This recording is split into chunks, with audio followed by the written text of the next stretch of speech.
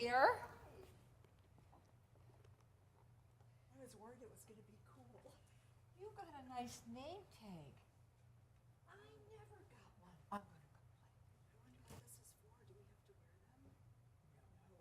Do we have to wear them? Nobody ever wears one. Our name is right in the front. Yes, Everybody knows yeah, who I we didn't know are. if that was something new that we were all doing now. Boy, this is a messy, Is it messy there? yes. I'm gonna get like a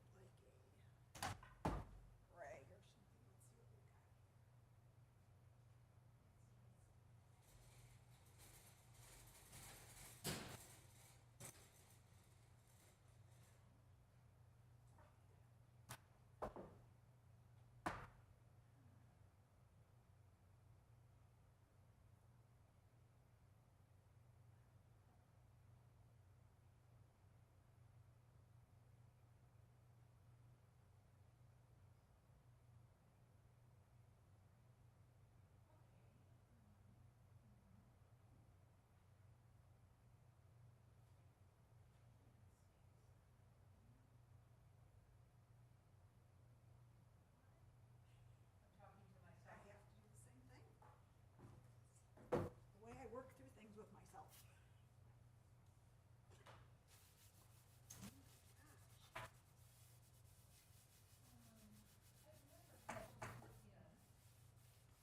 Yuck.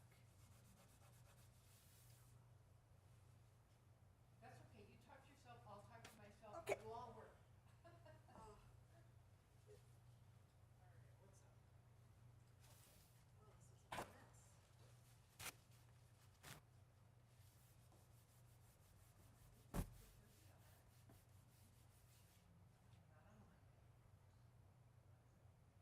How do I get them on my phone? Yeah, but it needs a password. As long as you're always here and can wait for me. It should work. So. All right. No internet. Hello there.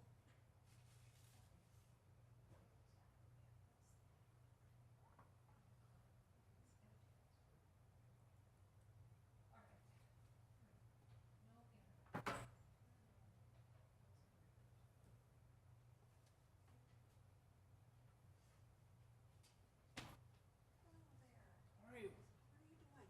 Good.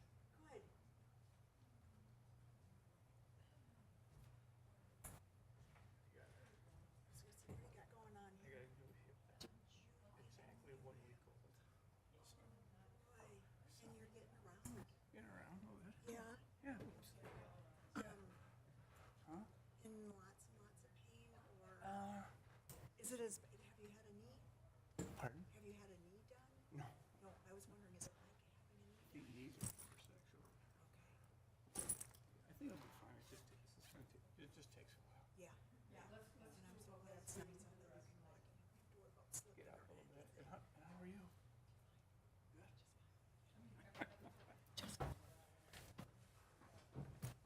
It's like somebody had their lunch over here. It's like, Oh. eating away.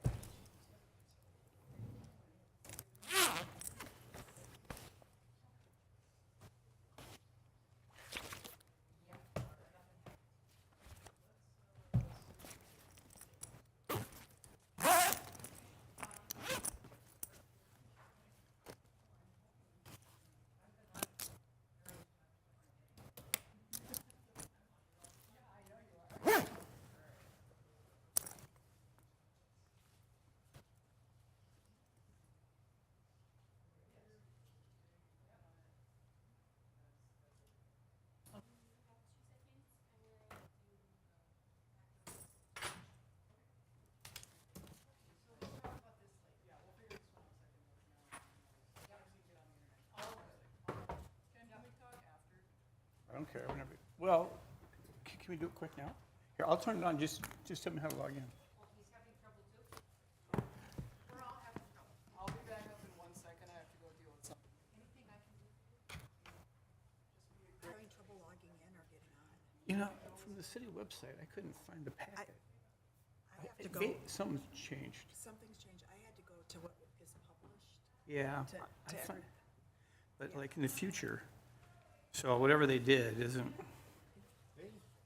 Hey, David. Hey, how are you? Good. Yeah, I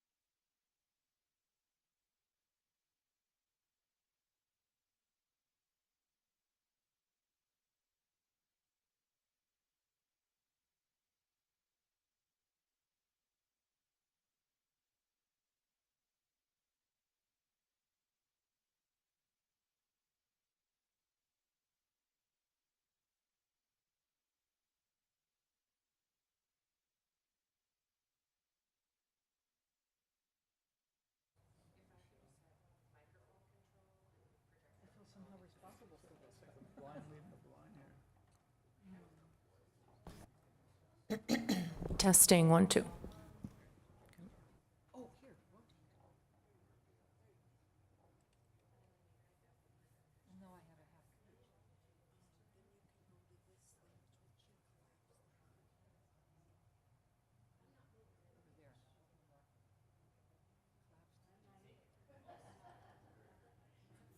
there.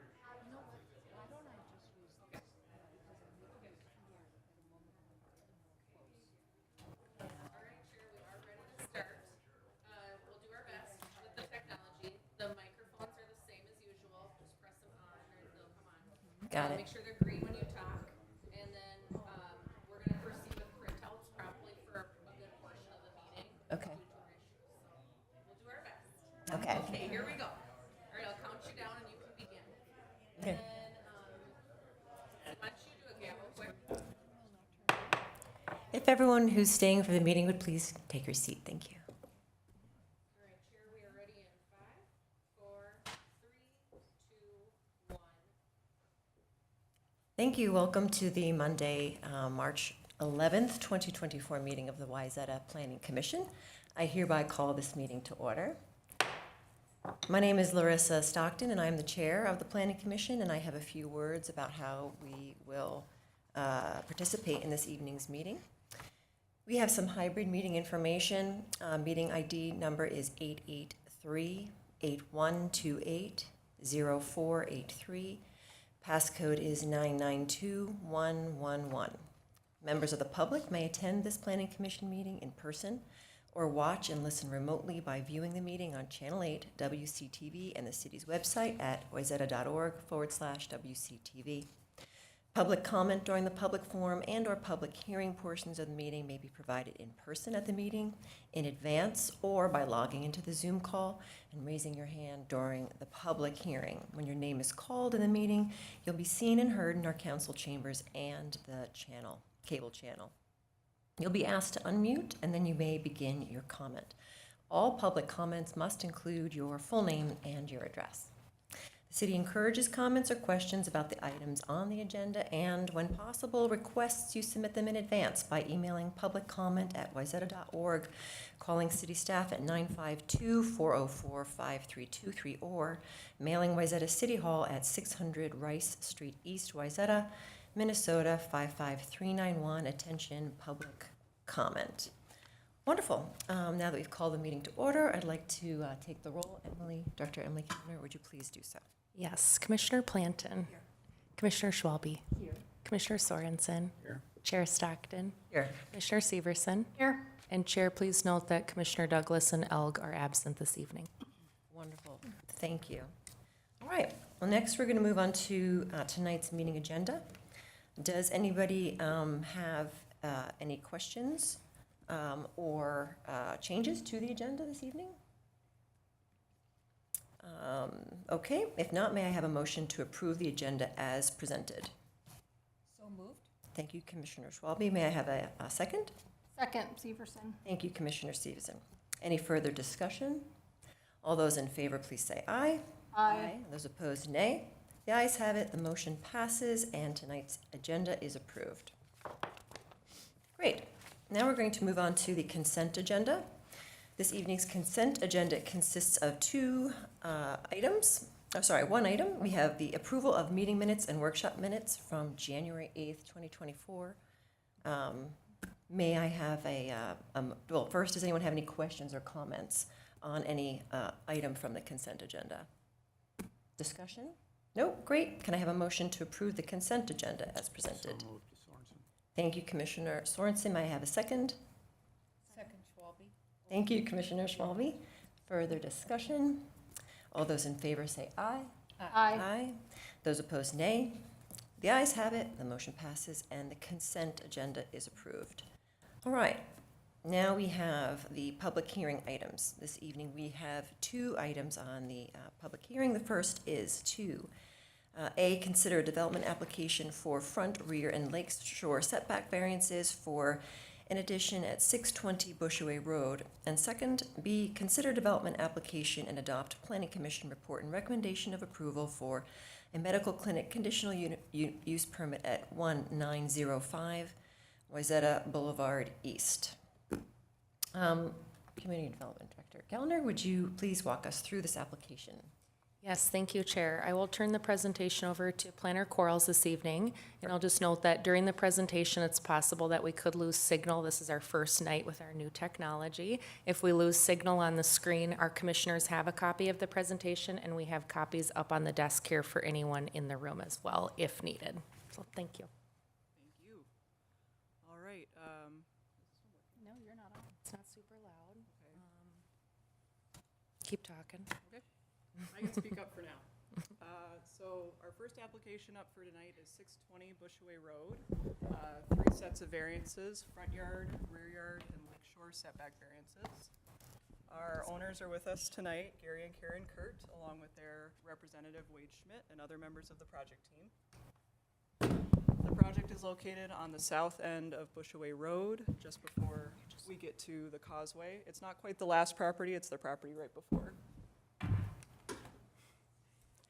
And as you can see, the shape of this property is going to be a little bit of a theme throughout tonight's application. So just note, it's pretty long and skinny and right there again between Bushway Road and Grays Bay. The existing home sits right there in the middle, and then we'll go through the rest of the project features in a moment. For zoning and land use, the property is zoned R1A, as are most of the parcels around it, with the exception of Locust Hills, which is a PUD to the north. And then all of the parcels around the parcel are estate single family, so pretty homogeneous. When it comes to existing conditions, the lot is about 42,000 square feet, or just under an acre. Notably, this does not meet the minimum lot size for R1A, which is 80,000 square feet, but this is legally non-conforming because the lot's been around longer than our lot size minimums have. The home in question was built in 1925 and is about 1,600 square feet, and it doesn't conform to front, rear, or lakeshore setbacks due to its location on the lot. There is also about a 900 square foot detached garage with some accessory space. I note that it's built later, just because that original home is definitely historic in character, and I just want to be explicit that the garage is not. So as you can see on the image there, the home itself is to the south there. You can see that there's some pathways and a long driveway, and then the detached garage sits in the middle of the property there. And then you can see that the driveway sort of goes up to the north. It actually goes over a little bridge and then out on the north side of the property. I did also want to note that you can see some of those colored items come over the property line. There's a longer story behind those that we can certainly get into, but for the purposes of this discussion, they're legally non-conforming, and then the jurisdiction over those items in the right-of-way is actually with Hennepin County, because Bushway Road is a county road. To zoom in a little bit on the setbacks, you can see that the home is set back just about 2.5 feet from the right-of-way. That's a little bit under our 45-foot requirement in R1A. It's set back about 29 feet from the rear yard line, which is the same as the lakeshore. We require 50 feet in R1A, but we actually require a little bit more for the Shoreland Overlay District specifically. So again, that 29 feet is definitely a little bit less than the 75 feet that are required in the Shoreland District. But if you were to measure this property at this location, I don't think it's even 75 feet wide. So we start to run into some issues there. The garage on the north side is about 17 feet from the front. Again, 50 feet required in R1A. And then almost 40 feet back from the rear / the lake setback. This is compliant with R1A, but not in the Shoreland District, primarily due to the size of the structure, which we'll get into a little bit later. Just to zoom in a little bit, there's that 2.4. Some views from the property. The first image is from if you're on a boat out in Grays Bay. This is what the home looks like. You can see the home in the middle, the garage sort of peeking out on the right side of the image, and then a seasonal dock out in the water. And then the second image is if you're standing on Bushway Road, this is about all you would see of the house. They do have a 6-foot fence out front that was enabled through a CUP a number of years ago. So the development application in front of us is to take the existing home and to build an addition.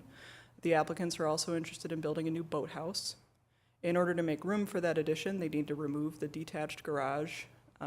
They also want to shift the driveway location. I did want to note with the driveway and the boathouse, the driveway change is not something that actually really requires commission and council approval. It's just something that's part of this project. My initial thought was, oh, I wonder if this is an impervious surface thing. It's not. They're well under, so this is just something they want to do to shorten their driveway. And then the boathouse is typically allowed under, in the Shoreland Overlay District, you're allowed to have like a small water-oriented accessory structure, is how our code talks about it. So again, something that's in the proposal and part of the entire project, but not something that the Planning Commission has to evaluate specifically. So, the three variances that we're talking about are all for the addition specifically. And in the front yard, it's a variance in order to place that structure 9.3 feet off the property line, which is about a 37-foot difference from the regular setback.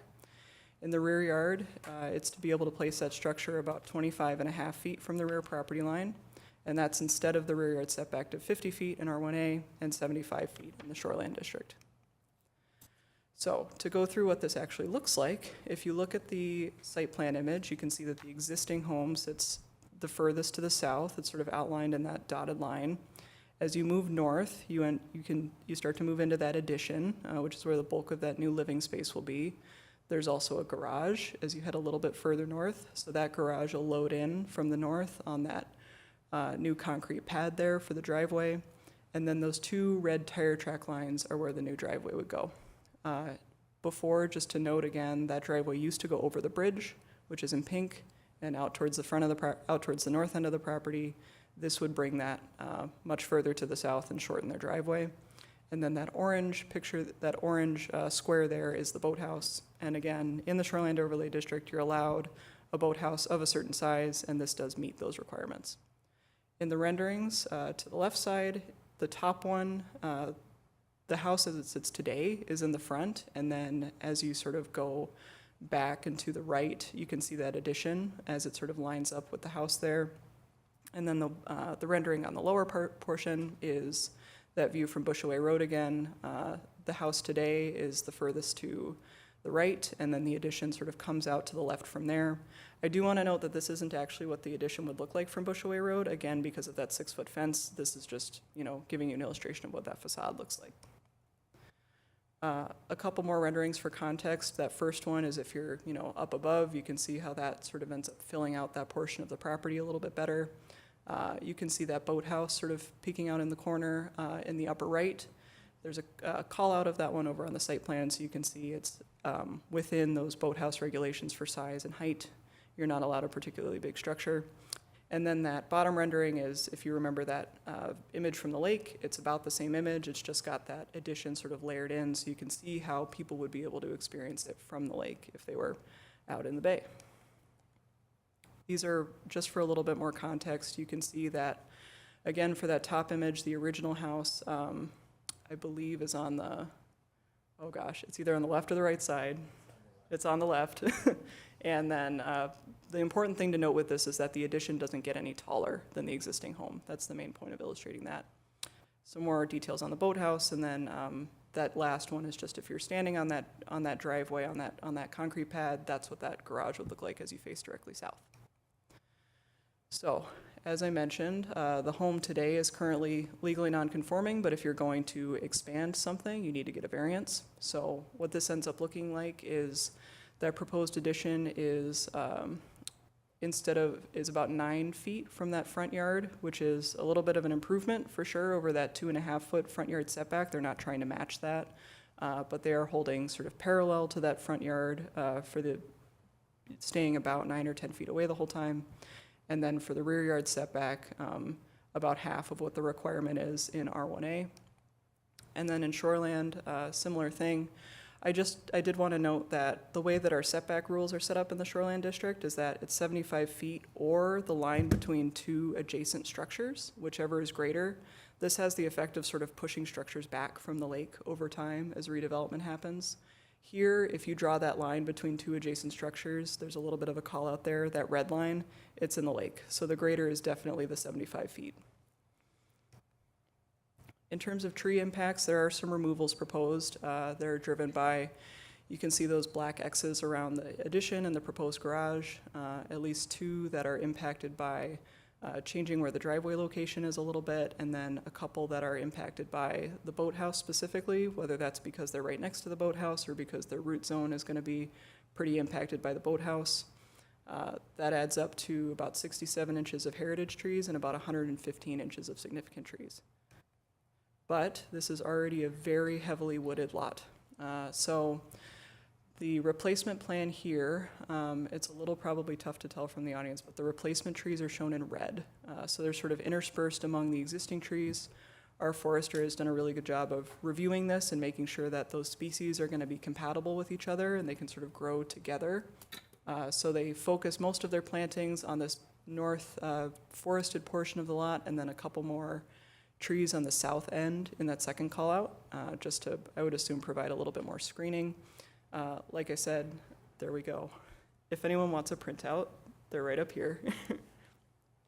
And planning commissioners, if you can flip to that part of your packet if needed. I'm not sure if you can see this on your screens or not.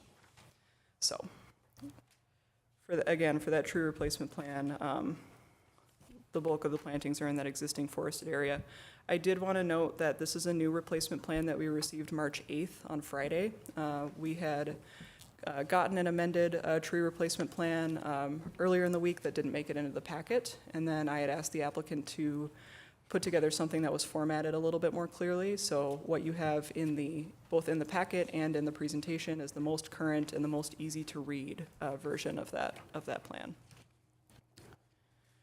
For department comments on the application, the engineering department just wanted to note that Bushaway Road is county right-of-way, so if there's a need for, or there will be a need for that curb cut to be permitted by Hennepin County, that's not our jurisdiction.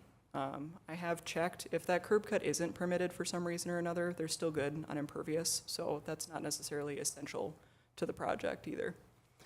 And then, as I mentioned, the city forester is okay with the landscape plan and just wanted to note that a tree mitigation agreement is required, as always, for these kinds of projects. Neighborhood notification was pretty standard. The applicant sent their letter out. We sent our letter out in February. We don't require a neighborhood meeting for variances, and as of today, we have not received any public comments, whether that's written or over the phone. So the questions that the Planning Commission will be considering are, is this consistent with the comp plan? Are each of these variances reasonable? And there are 3. Is the issue that the landowner is experiencing, is that because of circumstances that are unique to this property, or is it because of circumstances that they created? And would granting any of these variances alter the character of the neighborhood? And as always, just to note that this is a quasi-judicial review. All that means is that there's a set of criteria, and you evaluate it very specifically based on those criteria, making a finding for each of them. Our next steps will be, I'll finish up this presentation. You'll ask staff questions. When you're done asking questions, the applicant will give their short talk or presentation. Then you can ask any questions of the applicant, public hearing, discussion, and then motion and decision. I just wanted to note with this motion that since that landscape plan came in a little bit later, I just have a condition noted in that motion to make sure that that's the landscape plan that we're including. So happy to take any questions. Makes sense. Thank you, Planner Quarles. Commissioners, do we have any questions for staff at this time? Commissioner Schwalbe. My thing doesn't work, so I'll just talk about it. So I'm wondering, It's on now. okay. Oh, what'd you do? Magic. Pressed it hardly. Thank you very much. Okay. So I'm just curious, I would like to know from the city, what typically would be the criteria you would have for approving such large variances, particularly that close to the water and that close to the road? I understand that the original house has been there since 1925. That's just the way that is. I don't know, from what I could read, there weren't variances requested before the garage went up. It just went up. Am I correct about that? I think you are correct. I'm not exactly sure what date the garage went up, so I'm not saying that was unpermitted or anything. Okay. So I'm just wondering, what kind of criteria do you use to approve something that's so close to the water, so close to the road, And it's not a little addition, it's a big addition. And I just have some concerns about a precedent being set there. I'll note two things before David jumps in. Okay. The first is that, each variance request is always unique, so we're always looking at those 4 questions up there: comp plan, reasonableness, practical difficulty, and character. The other item I do want to mention is for shoreland-specific variances. We do ask for a shoreland impact plan, and the applicant has included that, so just making sure that any sort of erosion control associated with construction is not ending up in Grays Bay or Lake Minnetonka. So there are some specific construction measures that come into play because of the lake, and then that, of course, we always look at our specific variance criteria for each application individually. Yeah, Commissioner, I would echo everything that Planner Quarles said. The criteria it's always the same criteria for each variance, no matter where it is in the city. I think some of these criteria, though, go to the concerns or the questions you voiced, because with each property, you need to look, in each variance requested, you have to ask yourself, is it reasonable? And reasonable would be dictated by the scope of it and what the conditions are on the property. And the second criteria there, it's the third in our list, it's unique to the specific property. So you're looking at this property, and you're considering what about the property is driving that request. And you're thinking about the character of the locality too. So I think, again, to summarize, you apply the same exact criteria for each of these variances and any variance that's requested in the city, but it's contextualized, it's particularized for the property and the requests. Go ahead. Do you have a follow-up question? Yes. I know that there is at least one other property where the concern about it by neighbors has been whether or not the setback was far enough from the lake. Is there any chance that this would create a problem there? I mean, I don't know if you know which property I'm talking about, but it's a property across the street, and there was a house built on it, and there is a question as to whether or not it was properly followed in terms of its distance from Wayzata Bay, from the waterfront. I'm just concerned, could somebody look at this and say, well, then they shouldn't have been able to do what they did either? Well, Commissioner Schwelbe, again, I'm not exactly sure the property or the request you're referring to, so I don't want to make an assumption there. But if the commission goes through these criteria, makes findings, that would be the correct legal procedure. And that would give the applicant what it needs or what they need to build on the property. But without this variance, they wouldn't be able to build. So again, if you go through this process, you make the findings, you use the quasi-judicial standard, that is the correct legal way to approach the application. Commissioner Sorensen, did you have a question? Yes. Did you have a question too? Oh. Severson. Sorry. It's okay, I just wanted to make sure that you, okay. You're after, do you have a question after? Oh, Okay. Just really quickly, it says in the packet that this home was an accessory building to another building, but it looks like it's across the street. So is there any relevant history here as to why this home ended up being so close to the lake and so close to the road? Was Bushway Road built after this? I'm just trying to kind of maybe understand some history there. Yeah, I can give a little bit of context, Commissioner. I know that Bushway Road's been expanded over the years, so I think it was originally across the street, but it may have been a little bit more like across the dirt road when it was originally built as an accessory structure to obviously the house across the way. Since then, Bushway Road has, one, obviously been paved and improved, and then second, a little bit of the context here is that obviously a couple of years ago there was that proposal to make Bushway a 4-lane road, and a lot of history behind that.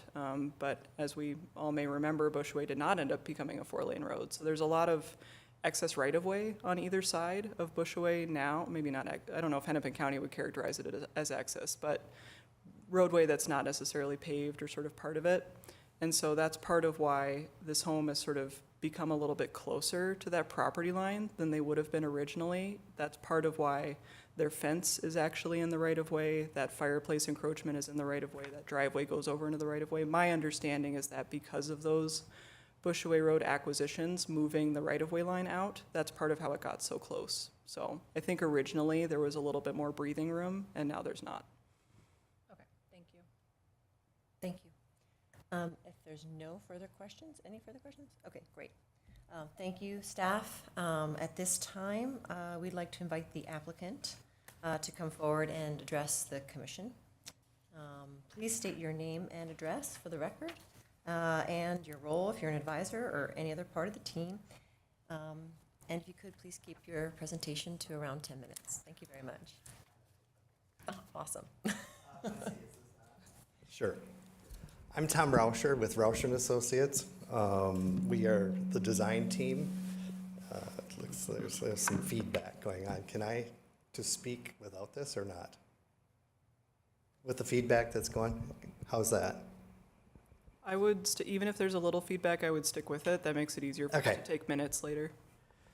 So when Gary and Karen first came to us and showed us this cute little cottage project on site there, of course, everybody fell in love with it, right? The whole team fell in love with it. And our first reaction to all of this was to have respect for everything that was there. Respect for that little cute structure that was there. Respect for the refinement of that property that constrained us into where it is. Respect for the shoreline. Respect for the hardcover. Respect. Most of all, respecting the neighbors as well. So we wanted to create something that captured the charm of the existing building, gave us a little bit of new, and tied the two structures together. So if you look at your packet, we're actually consolidating the look of that building because you had a separate detached garage, separate hardcover, separate house. The center structure in the middle there, if you look at it, it looks like a conservatory. So it's going to feel light and airy to the house. So it's not this big, monstrous two-story house that's going to be built on that site. So we wanted to make sure that we did not disrupt the integrity of what was built there in 1925. We're not looking to build a McMansion out there. We're looking at to keep the same detailing that is on that house. We're looking at keeping some of the hardcover down and creating gardens that are more nostalgic to the property, more of a Cotswold feel to the property, and have something visually from the lake that somebody can park their boat in front of and say, wow, that's really charming. So that's kind of the overall integrity of the situation. So now we were faced with a lot that was a funnel, essentially. It pushed us into the constraints of attaching the house with any addition we would do to the house, whether it was a 500 square foot or 1,000 square foot addition to that house. The constraints would not change. We tried to keep the house confined to the front and the back setback so it did not encroach further this way or on the back side of it closer to the street. So with that being said, the lot itself is the constraint. The architecture and consolidating the hardcover is all based upon us really not wanting to lose the integrity of what that lot is. So, any questions? Commissioners, any questions for the applicant? I have a question. Sure. So I see where that bridge is, that is going to remain there as a footbridge. Yes. It looks like there's water running underneath it. So when the new driveway goes through, will it also be a bridge? I don't believe so. We're trying, because in order to get fire trucks and stuff and like that, so it's a safety issue. Okay, So there'll be a drainage system set up so the water drains off that driveway into the, okay, yeah. thank you. Commissioners, any further questions of the applicant? Commissioner Severson. I'm curious as to your thought process around some of the setbacks. You know, your proposal is adding additional, or you're gonna lose setbacks. So obviously the house is the house, but adding an addition, help me understand why you didn't try to conform more to some of the variants. We just didn't have the real estate there to conform to 30, 40-foot setbacks on the lakeside or anything like that. And being that the house was already tight to the lake, we tried to keep it pushed back and in line with that. So it actually, if you look at it, it follows the shoreline really nicely. So it's not jogging in and out. We didn't want anything to shout out at the lake either. So our projections, everything that we were trying to do was to keep it within the confines of that, connecting that front corner or that first corner of where the existing house is back to the north. You had a choice in the size of the addition. Yes. But if there's also what of today's standard, what somebody wants to have in a house compared to what it was in 1925 too, right? So we could have actually asked for a larger footprint. If you took the garage off, if you take the length of the other garage, which I believe, Wade, was it what, 40 feet long? The existing garage was roughly 40 feet long. So we essentially took that portion and attached it to the house, that 40 feet. So we're not asking for much more than what was already there. We're just confining the footprints. Didn't I read somewhere that even with the changes, you're reducing the impervious surface overall? And what is the reduction amount from what number, sorry for the exact, That's all right. roughly?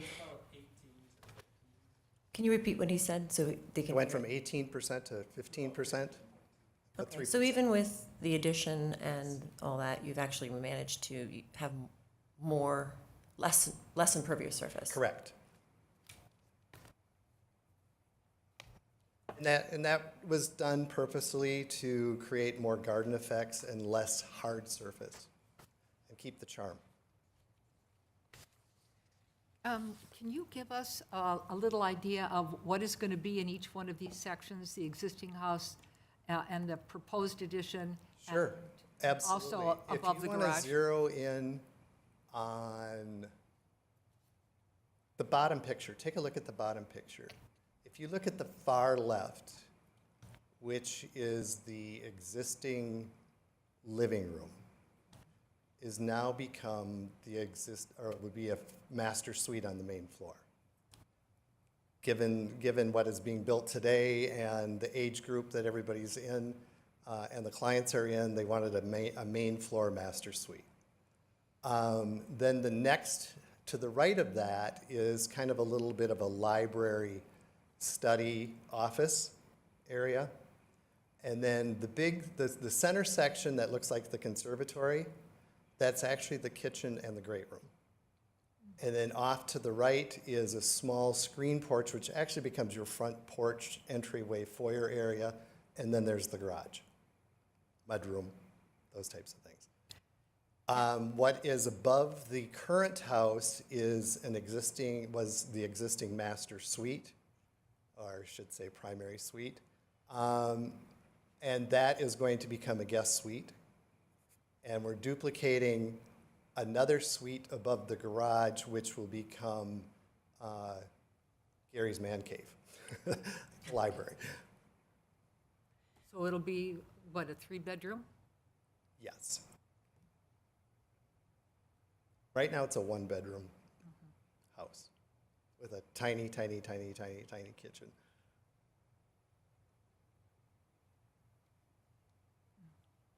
Any further questions of the applicant?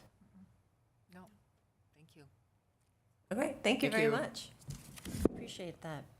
All right, well, If there's no more questions, commissioners, for the applicant, then we are going to move on to the public hearing.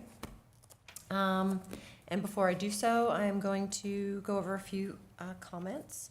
The public hearing is a time for us to listen to you, our community, about the approval requests we're considering. It's a very important part of the official process that allows the public to participate. Any questions that are asked during the public hearing will be held until the end of the public hearing and can be and may be addressed by staff at that point. And if you'd like to come and speak, please try to do so one time, up to 3 minutes. And with that, I'd like to go ahead and open the public hearing for the development application for front, rear, and lake shore setback variances for the addition at 620 Busher Way Road. If you wish to speak, please come forward to the podium and state your name and address for the record. Let us know if you're connected to the applicant in any way. Good evening, I'm Kathy Whiting. I'm David Whiting. We reside at 1800 Crosby Road in Wayzata, but are building the home across the street that we've owned since 2001 at 611 Busher Way. So, thank you, commissioners, for what you do, because I know it's a lot of work for what you do, and you've helped us over the years. We've built 2 homes now in Wayzata. We're almost done with the one across the street from this one. And I just a little bit of history. So the Brooks Estate next door was the original property for all of that area. And I don't know if you're familiar or aware, but the causeway did not extend across to the other side of the lake. That was all filled and added at one time. So things have definitely changed over the years. And, you know, you ask, well, why were the setbacks not then there? Well, because, boy, things have completely changed over the years. I do want to say that that structure that's there, that home that's there, is adorable. We've spent quite a bit of time there. Our friends, Nancy and Mark Morris, lived there for many years. And we spent a lot of wonderful evenings there. And it was a very livable place, although small. It was great for the 2 of them for many, many years. Before that, I think it was owned by a man named Meehan, and he did some absolutely beautiful landscaping there. It was a very English garden. I mean, it just felt lush and wonderful when you went in there. So it is a great property. And the auxiliary garage, I don't know when that was built. It would be nice to know when that was built, because it actually, it's not like it's some new structure that doesn't match the rest of the house. It's beautiful, and whoever built that did a great job of maintaining the character. I am very interested in the character of Wayzata. I grew up in Wayzata from the time of 6th grade, and then husband and I moved back there and built our home 30 years ago on Crosby Road. Crosby is Pillsbury, very historic area as well. We tore down a home that was at one time owned by the Crosbys. Then we bought the property across from this, and we used that for 30 years or 20 years and really enjoyed it. Eventually, we decided we wanted to move over there, so tore that down. So we're familiar with tearing down structures, and I'm thrilled to know that this structure is not going to be torn down. It is beautiful. And I think that what Tom has designed is absolutely consistent and gorgeous with what was there, and would continue to match the Brooks Estate across the street. And I think it's stunning. It doesn't bother me at all that it's close to the lake like that, because it always has been, and it's very user-friendly over there. I wish you'd had an opportunity to go over there. You'd love it and enjoy it. And it's really doesn't feel too close to the lake at all.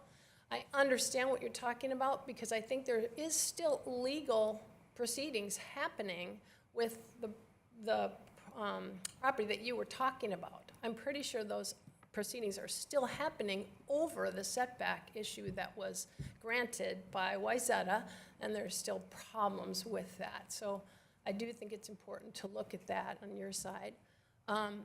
Personally, I'm not a fan of the conservatory in the middle. To me, it's modern and it's not consistent with the historical nature of the home, with the black metal roof and just the structure of it. I don't think it's in character with the rest of the house, but I do think that the rest of the style that Tom has designed is absolutely gorgeous, and we're lucky to have someone like this couple and Tom who care enough about Wayzata to want to continue the history of Wayzata, and I really appreciate that. I should say, I think that when the fence was in front of Bushaway, I'm pretty sure, because we have a similar fence, I'm pretty sure it's an 8-foot fence, not a 6-foot fence. I think, because I think a variance had to be granted for that, but was grandfathered in. So I just wanted to make that correction. I think that's up. So we love the project. We think Peter Flom did a beautiful job in his project. He actually took down the home that was there, which was another one of those cottages. And he built a beautiful home, also consistent with the character of Wayzata and the lake character, and we love Peter's home, and we think that this could be good for this couple and future couples, which is great. I do want to say that our neighbors who couldn't be here today that have small children, one of their main concerns is construction traffic, because Bushaway is a very busy road. We had a lot of room for all of our construction, but I don't know where you're going to put all the construction trucks and things like that on this particular property. I don't know if you're digging a basement. I don't think there's enough room for that, right? So you won't have to put soil anywhere. So that's one nice thing. But then I do think the concern with where are the construction, the traffic going to go that needs to park in this property, because people use that walkway all the time. That's the side of the road where they'll need to park. And our neighbor was concerned about that. She asked me to please voice that for her. And I think that's all we have, unless you have more. No, that was excellent, thank you. Thank you very much. Appreciate your Very much. comments.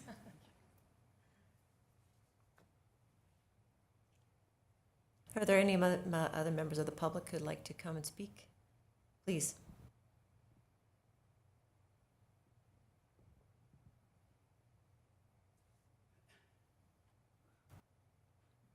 Please state your name and address. Hi, my name is Peter Flom, and my address is 620 Bushaway Road, and my wife and I own the property immediately to the south. And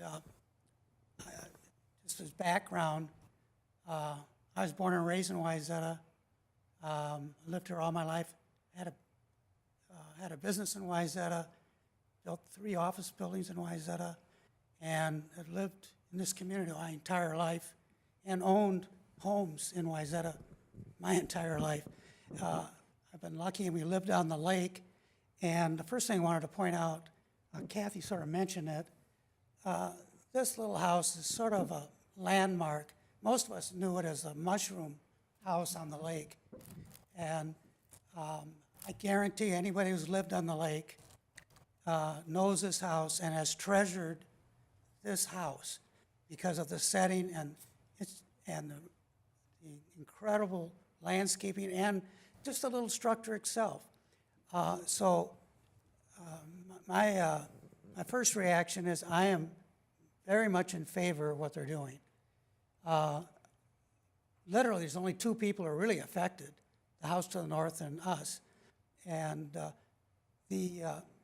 what they're doing is what should be done more often on the lake when it's possible, and that is trying to keep some of these historic structures. So they've done a good job, a really good job when you think about it. They're keeping the old structure. I mean, for my house, if we look over, well, it basically look the same as it does right now. So they've been very conscientious in trying to do something to keep the character of the house and to keep actually the ends of the house are very similar to what was there originally in terms of what the garage was and the little house. The other thing is this concern about variances. Well, I probably set the record for variances. I own the property next door, and I've owned that land for 50 years. And it used to have a little cottage on it. And when I went before the Planning Commission and Council about 5 years ago, I needed 6 variances for that. And for basically the same reason, there was not enough room to meet any of the ordinances, really. And there was an existing structure on it. And I went before the Planning Commission and the council myself. We got unanimous approval from both the Planning Commission and the council for our house with 6 variances. And every one of them we needed or we couldn't have done the house. And there was no objections from any neighbor. So my final note is, this is something that we'd like to see you approve it. And I think it's in good taste for the neighborhood as well for the people on the lake. And you got to remember, there's so many people that drive around in their boats and look at these properties, and every one of them, I guarantee you, who's been on the lake for any number of years, knows this existing house. So hopefully you'll approve it. Thank you. Are there any other members of the public here tonight who wish to speak? Wonderful. Director Gellner, do we have anyone on Zoom? No. No. I don't know if anyone does it anymore. Okay. Well, if that's everybody and we don't have anyone else who'd like to speak, I can close the public hearing. Okay. Commissioners, do you have any further questions of staff before we open up for discussion amongst ourselves? Great. Well, do we have any thoughts this evening on this application, and would someone like to begin? Yes. Commissioner Planton. There we go. First of all, I'd like to commend the applicant and the architect of thorough application. It was wonderful hearing your narrative. Is this working? Yeah. Can you? Okay. As with all lakeshore properties, they're all unique. So I was not surprised to see the variances needed. And Mr. Flom, I do remember the variances we granted you for your property. And I think that's what makes our community charming is these properties are unique and we have unique buildings and structures on them. I commend the architect for the job you've done. I think by replicating the front of the building to the back of the building and putting the conservatory in the middle, I think that juxtaposition of architectural styles is actually pleasing. IMPay did it to the Louvre. I think we could do this on this little guy. But I just think it's a very nice treatment. It is a lovely, lovely structure. Looking at the setbacks are consistent with what we granted on a site similar to this before. I don't have a problem with it. I think we're fortunate to have owners that care so much about this property that they would put that care, attention, and detail into the architecture. Love the tree canopies that are being preserved. I think that will help too with the setting in the site, keep the charm of the feel. I have no further comments. I'm in favor of the project. Well stated. Thank you very much. Commissioner Schwalbe, do you have any comments? I need to listen a little more. Okay, fair enough. Well, then I'll chat for a second. Lovely. So I guess I would mirror a lot of what Commissioner Planton has said already. I think the fact that you've been very thoughtful and trying to maintain the integrity of the property and done it very tastefully is very important, and I think you should be commended for that. You know, to comments that Commissioner Schwalbe made earlier, I think, you know, this commission does need to be very careful about granting variances, and that's our job. And that's why we have criteria to follow. And on the surface, it's a big ask, right? I mean, existing setbacks versus what we have now. But I also think if you look at the criteria and try to apply the criteria to this property, the unique nature of this property is important as we consider this application. It was noted on the tree preservation plan, the little red triangle of what's left if you had to comply with the setbacks. So, I mean, the only way you can do this project is with the variances. And I think what's hugely important is that the setbacks of the addition are going to be very consistent with what's there now. And I think some of that was very consciously done. You've done a good job staying away from Bushway as far as you could, but not pushing the project any far closer to the lake. So, you know, in the comprehensive plan, the criteria is along the lines of maintaining and enhancing the character of the area. I think this project does that. I think it's reasonable. The unique nature of the project is something that we need to consider as we consider this application. And in this case, especially, and it was mentioned, it's not that if you did this, if we approve this, it's going to have a great effect on the neighbors. It made on the ducks and the geese flying in the area, but that's about it. So as I looked at this and then heard the conversation this evening, I would tend to think this is a variance that made sense. Thank you, Commissioner.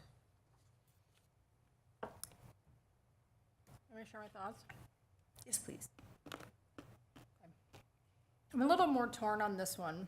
I mean, I do hear what my other fellow commissioners are saying. I think where I'm getting a little stuck is that it is such a tiny lot and trying to add a pretty big home. I know it's not as big as it could be. But, you know, looking at the current space and adding, you know, what we're proposing for the new home, just feels like a lot, and it feels like a lot for this property. I love this house. I think it's a darling, and I'm glad that it's not being torn down, but at the same time, you know, I'm just concerned with the size and the scope of the home that's trying to go on to a pretty tight, narrow property, and I would have liked to see something that maybe, I know what you said, that modern standards are different today than they were 100 years ago, but at the same time, you know, the house is what it is, the lot is what it is, so would like to see it have been a little bit more constrained to the lot itself. So that's where I'm getting a little bit hung up. Thank you. Commissioner Schwalbe? You go first. Well, does anyone have any follow-up comments for what's been said so far? Yes. Just one quick on your comment. I think it's important, given the size of the addition, you say, well, is this, you know, houses fit in a lot. With the addition, the impervious surface ratio has gone down a little bit, right? And it's in compliance. So I think, I mean, to me, that was an important issue in terms of, you know, is what we're doing compatible with the lot?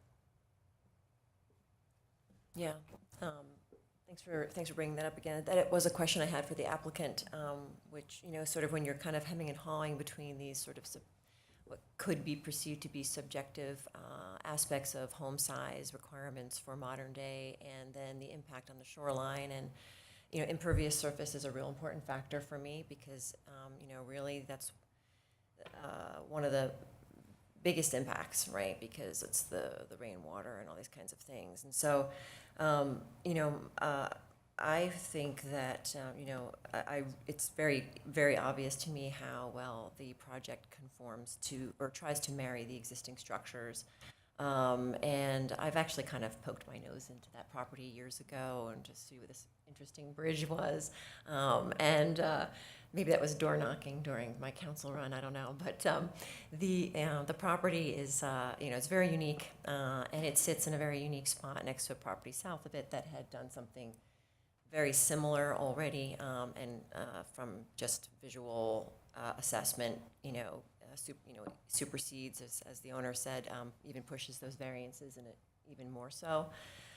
And I really like, and this is, I'm not sure, maybe one of the first projects that has really attempted and seemingly succeeded at captivating something that's existing, and definitely hits the nail on the head in terms of the comprehensive plan of charm. It's probably the definition of charm. And that, you know, maybe we can put this picture in the comp plan. It'll help everybody. But I mean, it really does a great job of doing that and modernizing as well.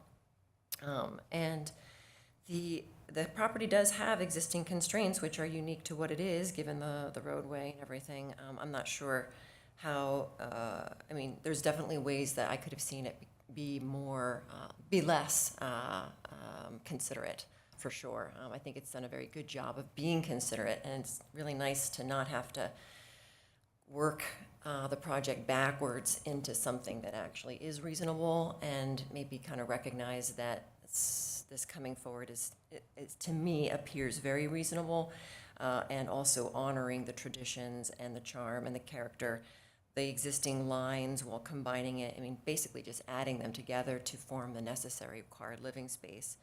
I have a fondness for the Cotswolds, so that kind of got me right there. I spent 10 years living abroad in London and Surrey, so I'm very familiar with that look. And I think the thing that tips me over the scale when it comes to weighing, impact is the impervious surface nature, the impervious surface savings, actually.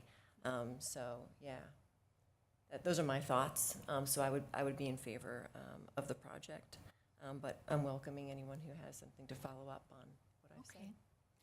Well, I have been really conflicted about this because I know where the property is. I love the renderings of the property. I think that the conservatory is especially nice to separate the two sides that are very much alike and almost give like a break between them. But also, I see a beautiful building, an elegant house where there once was an adorable cottage. And the work that you've put into it is wonderful. I just am not wholeheartedly there. Is it possible to abstain? Yes, it is possible. Thank you. Any other thoughts or questions, or I think we've dialogued it pretty thoroughly. I think we have a little bit of differencing of opinion, but around the right considerations. Well,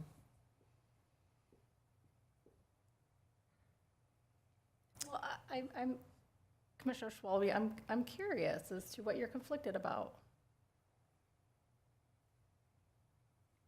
I'm conflicted about how close it is to the road, how close it is to the lake. And it's one thing when it's a little cottage, and it's another thing when it's a big, long building. It was meant to be a gardener's cottage. That's what I remember about it. It was meant to be a gardener's cottage, and suddenly it's going to be something else altogether on this little tiny strip of land. So I guess that's it. Maybe I just am not in the 21st century yet. Well, I'm willing to admit it. What we do need to do is sort of point back to the primary questions to consider, right? And see if we tie to those pretty clearly. And so I think that's what we need to discuss now before we can make a motion. And those four things were highlighted earlier, and they are in front of us. Whether or not it's consistent with the comprehensive plan, and I've already stated I think the picture should be in it. So I'm not sure if that's a formal way to put it, but it does seem to resonate with charm, preservation, character, and all those kinds of things. Whether or not the variance is reasonable, and the plight of I think we only have to hit one of these, is that right? Or do we have to hit multiple? Chair, is the question, does the application need to meet all of the criteria? Yeah, or just one, like what's? No, the application should meet all of these criteria. Yeah. So, and then the variance is reasonable, and then whether or not the plight of the landowner is due to circumstances unique to the property. I'm going to skip over the reasonable one for a second. I think the uniqueness to the property is definitely there, because we're looking at, working with existing property, an existing structure that is there, and matching to it, and at least on the roadside, improving the distance. So there's the component of length, which wasn't there before. And, I think we sort of want to think about whether or not that's offset by, in a way by the permeability factor. And then whether or not the variance will alter the essential character of the locality. The character is maintained in the design elements itself, from my perspective, where it marries there goes all this stuff, where it kind of looks at the existing structure and marries the materials, or incorporates the existing materials and extends them. And then, sort of the reasonable aspect of it, I think, Commissioner Planton, you had some really interesting thoughts on, how did you phrase it with the variance? I liked what you had said, but I don't quite remember. I don't know if I can Sorry to remember put that you on the either. spot. But I just thought it was consistent with what we had done before. I don't think it alters the site that much. Yeah. I always think drawings and renderings sometimes misrepresent. I don't think it's going to be that big. The height's still the same. We have Yes. the roof lines That are was it. buried. They're below. And actually, we're further back from Bushaway Road than we are from their adjacent neighbor to the south, so we are stepping back. We're not encroaching any further on the lake setback than we already are. That is being reduced, I think, by a couple feet perhaps. Impervious surface has been reduced. It was the height, that was the thing that I usually focus on so much, and sort of, the potential for it to be larger and feel more, it could feel even less cottagey, is what I'm getting at. So I appreciate the aspect of the height being considered. So from my perspective, these four primary questions seem to be met. Recording in progress. Cool. If you haven't heard, we're recording now. Yeah, Commissioner Sorensen. Just one additional comment. I think it was implied, I'm not sure if it was said clearly, but the other unique thing about this site is the secluded nature of the site. Because I think most people, well, if you're from the neighborhood or in the area, you pay attention to it. We all do, and I think, I think it's a grand little spot. But I think a lot of people driving on Bushway, they're driving on Bushway, they don't even know the house is there, or maybe they see a little bit of a roof.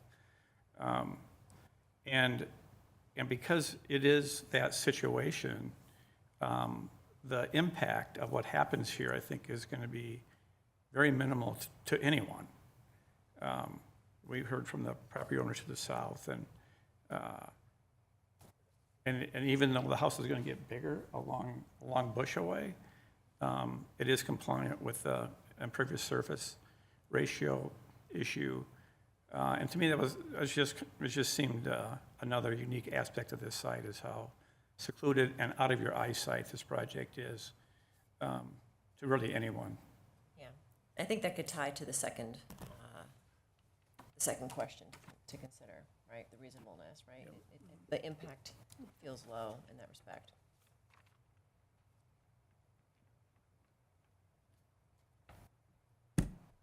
Do you think we are at a position where someone would like to make a motion on this proposal?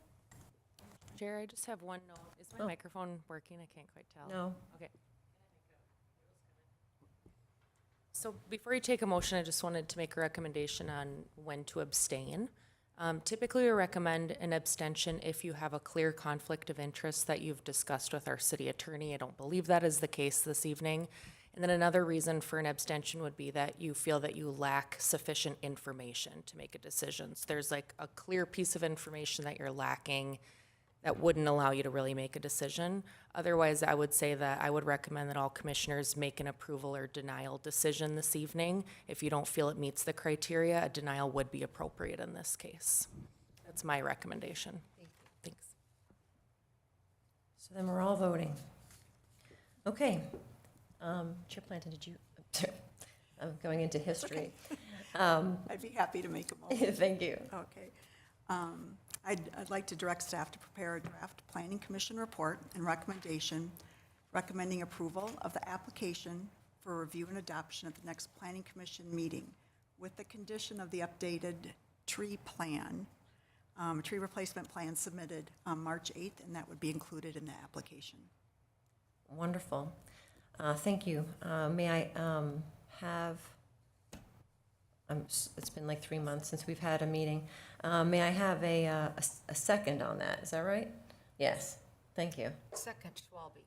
Thank you, Commissioner Schwalbe. Do we have any further discussion?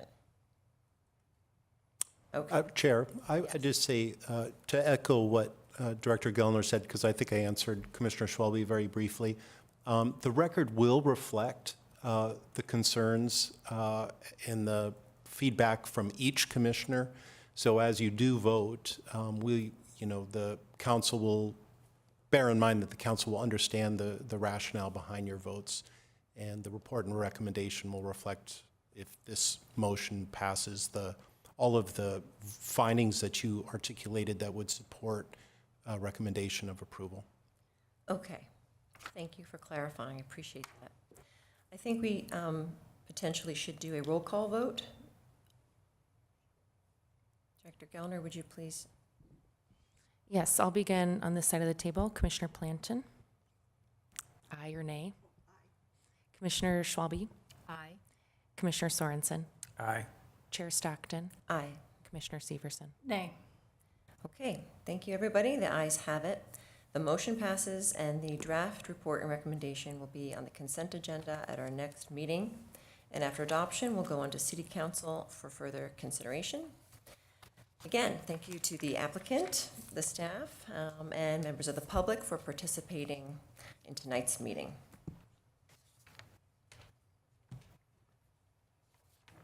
Can I ask for a 5-minute? I was just going to bathroom say, break, do we please? need a 5-minute? Yes, please. 5 minutes? Thank you. Do I need to gavel?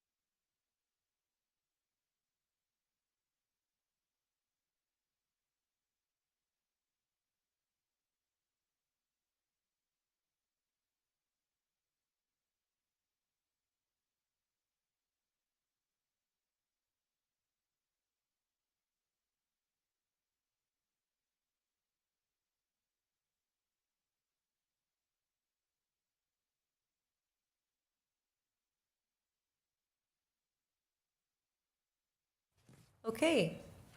I'd like to call the Monday, May 11th, 2024 meeting of the Wayzata Planning Commission back to order. Okay, so we're going to move on to our second and final public hearing item. This item is to consider the development application and adopt a planning commission report and recommendation of approval for a medical clinic conditional use permit at 1905 Wayzata Boulevard East.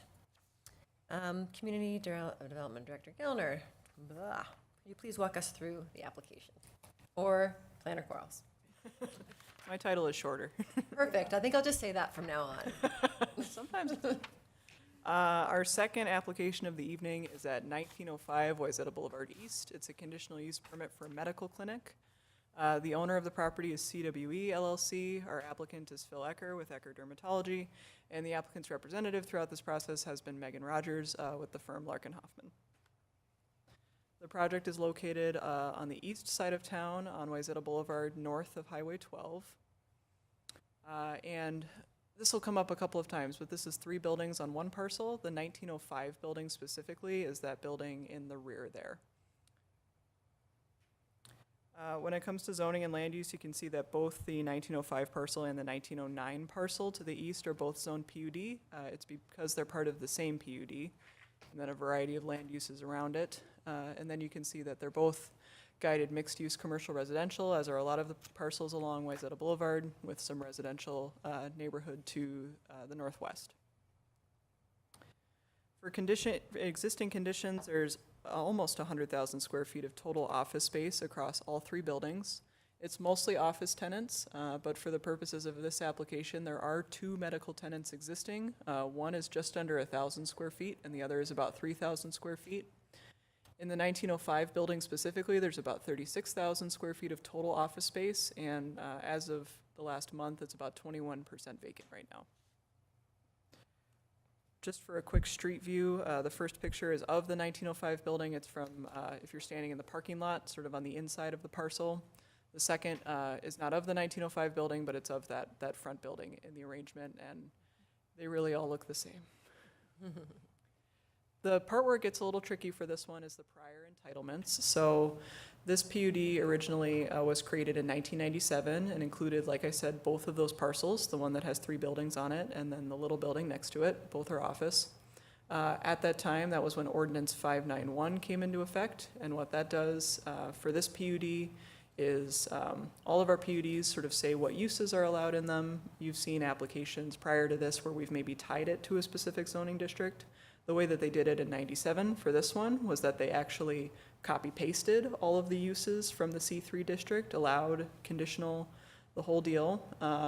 However, what this means is because they didn't tie it to the zoning district and they just listed all the uses, we've made a lot of changes to C3 in the past almost 30 years since then. And so what that means is that even as we've modernized C3 and we've made a lot of uses not conditional, or we've expanded our permitted uses, this parcel has not changed because all of its uses are still the same ones that were listed in 1997. So after 97, the PUD was amended in 2000 to allow for construction of those 3 office buildings. They got a height variance, and those buildings were constructed in 2001. The development application in front of us is to take just one of those existing tenant spaces within 1905 Wayzata Boulevard and build out Dr. Ecker's dermatology office. It's about 3,500 square feet. So the way that this request is set up is that it ends up being a conditional use permit under Ordinance 591 because medical uses are conditional under that original PUD. So that means that we also look at 2 sets of standards. We look at our regular conditional use permit standards. So we're looking at compatibility with uses, impact on the area, our standard criteria that we've seen for a lot of different applications. And then we're also looking at the one standard that is listed within the PUD for this conditional use, which is that they just wanted to make sure that traffic wasn't a problem. It's staff's opinion and engineering's opinion that traffic will not be a problem because of this build out. For neighborhood notification, identical to the last one, they sent out their letter, there's no neighborhood meeting required, and we haven't received any public comments. So this is formatted a little bit differently in terms of how we're talking about our Planning Commission review and our questions, and it's because there's a Planning Commission report and recommendation of approval already included in your packet. We don't do this very often. It's rare that staff explicitly makes a recommendation. Typically, what we're doing is we understand there's going to be a lot of deliberation by the Planning Commission, and there's going to be a lot of very valuable discussion, and there still will be, but we kind of think we might know what the outcome is based on the simplicity of this application. So when considering whether the proposal is consistent with the comp plan, staff's opinion is that it furthers the goal of the mixed-use category by furthering that diversity of land uses, adding some medical in, and then supporting our existing commercial core. When asking, is that proposal compatible with present and future uses, our opinion is that it is compatible with the other office uses in the PUD. And then asking, would the proposal have a negative effect on the area? In our opinion, traffic and parking would not exceed capacity, and I've done the parking calculation as well to verify that won't be a significant impact on the existing parking. So similar next steps to last time, except that our motion will look a little different. It won't be to ask us to draft a report and recommendation. It'll be to adopt the already attached report and recommendation of approval. So you'll do your deliberation. If you're in agreement with our findings, you'll adopt that report. And then after that, the application would go straight to City Council at the end of March instead of having that interim Planning Commission meeting where you typically approve your report. So happy to take any questions. All right. Thank you, Planner Quarles. Commissioners, do we have any questions of staff? I have just one question. Yes. Why don't we just amend this PUD to allow all of these uses that are currently underneath our new city code? Is that an option?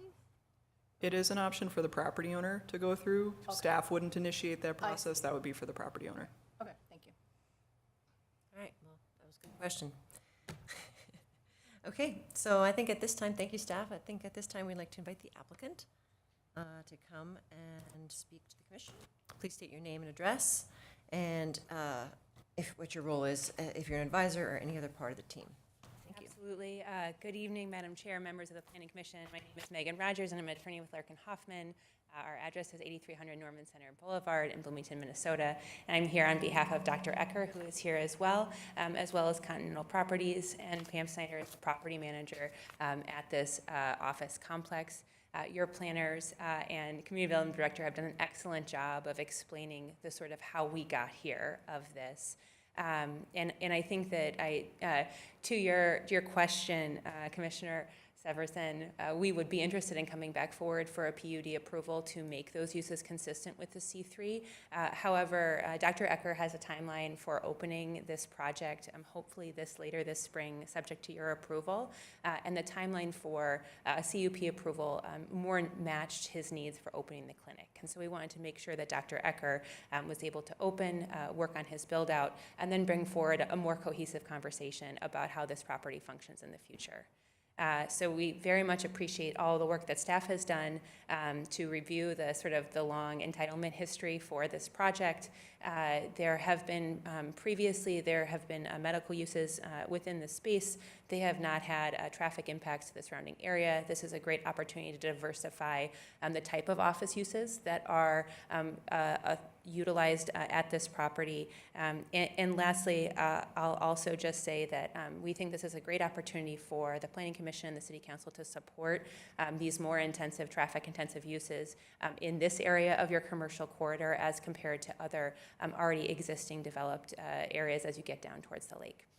So we stand ready to answer any questions that you may have about this project, Dr. Ecker's clinic, and the future of these buildings, certainly with Continental. And we're all here for you to do that tonight. Wonderful, thank you. Do we have any questions of the applicant, commissioners? Doesn't look like we have any questions.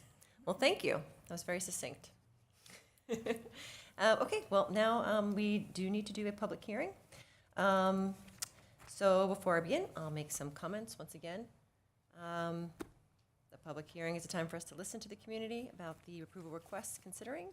It's an important part of the process and allows the public to participate. Any questions asked during the public hearing will be held to the end of the hearing and may be addressed by staff at that point.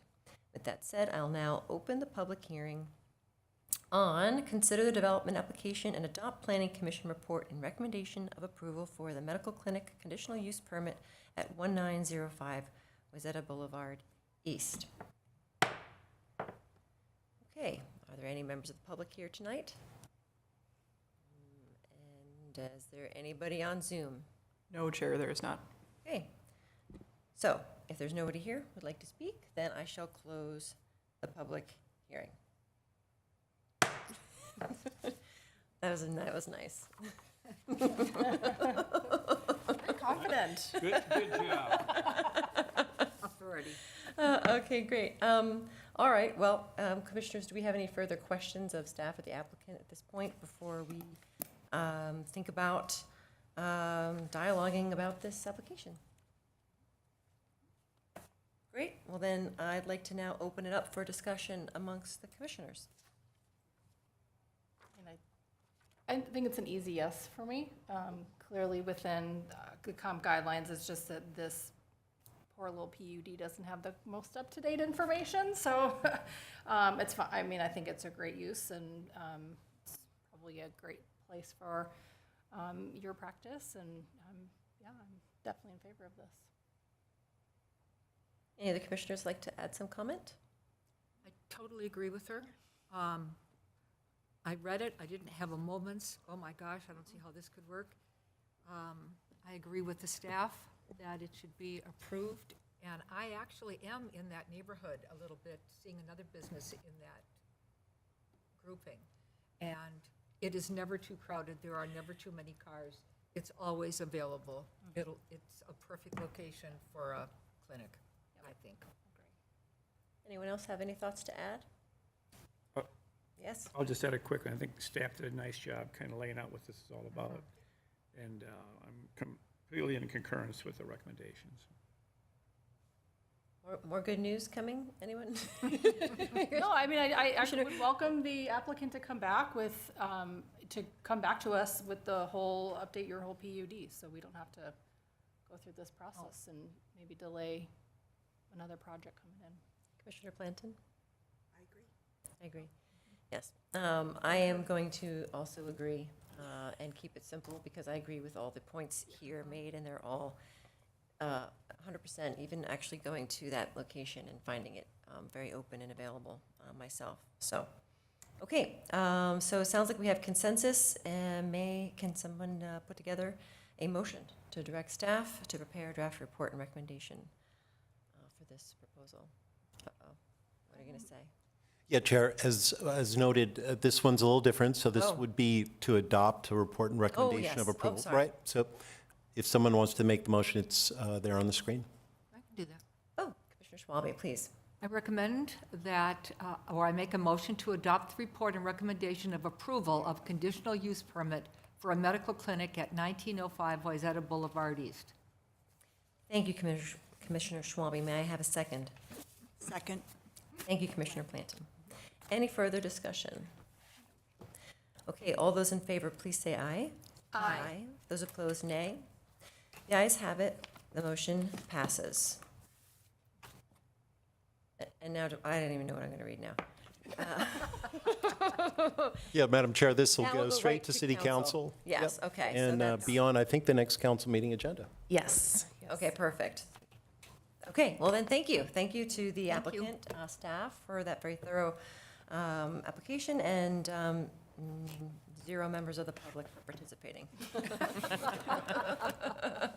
They all agreed. Yeah.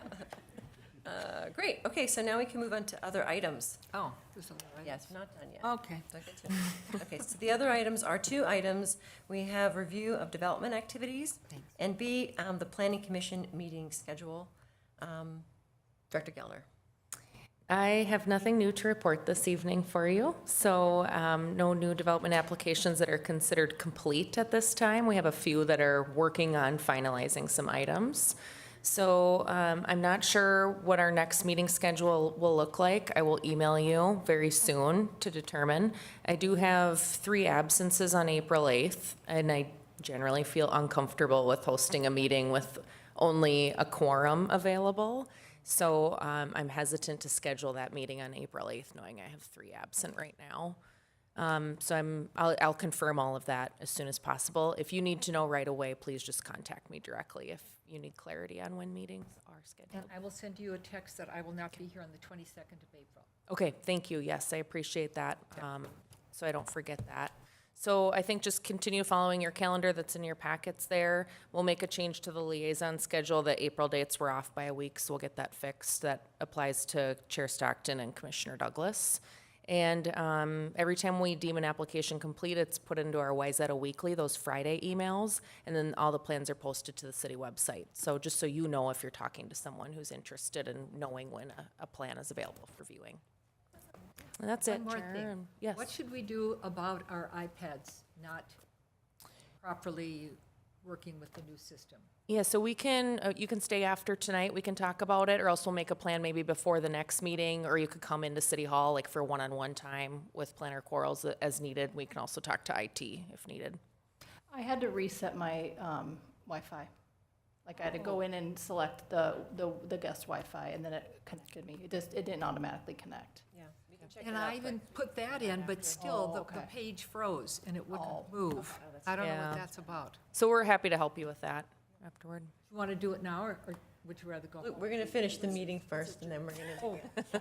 We're not done? Nope. Oh dear, I okay. know, it's been a while. It's hard to remember all the procedures. It really is. Wait, So, on that, unless you have a comment. I was going to comment about her comment. I shouldn't make any So, comments. so that's it. So we're concluding the meeting. Thank you, everyone, for participating. May I have a motion to adjourn? So moved. Severson. Thank you, Commissioner Severson. May I have a second? Second. Thank you, Commissioner Sorensen. Any further discussion? All those in favor say aye. Aye. Aye. All those opposed, nay. The ayes have it.